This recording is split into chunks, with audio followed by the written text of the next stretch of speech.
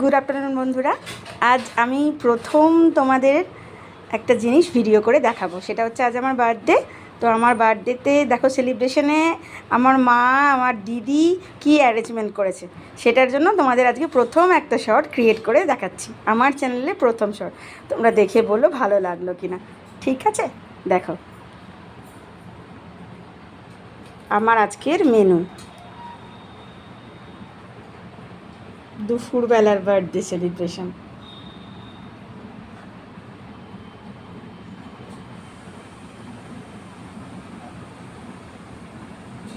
দেখো আজ তোমাদের শুধু মেনু দেখালাম, আজ কিন্তু কোনো রান্না নয়, ঠিক আছে?